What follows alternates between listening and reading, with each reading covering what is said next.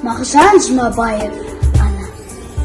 Үйдің іші ұйқыда, түн ортасы шамасы. Көзін алмай бесіктен, бөбек жатыр албырап. Бесікте бөбек ауру, тербетіп отыр анасы. Үнсіз меңіреу ұзын түн, жел азынап тұр тесіктен. Шөкейіп отыр анасы, жүрегіне біреу біз сұғып алып кеткендей. Үнсіз меңіреу ұзын түн, шөккен қара бір нардай, сарғайып ана сарылып, демігіп қызып қысылып, ауық-ауық селк етеді, әлденеден шошынып. Селк етсе бөбек ананың өзіне ажал жеткендей, шөкейіп отыр демалмай.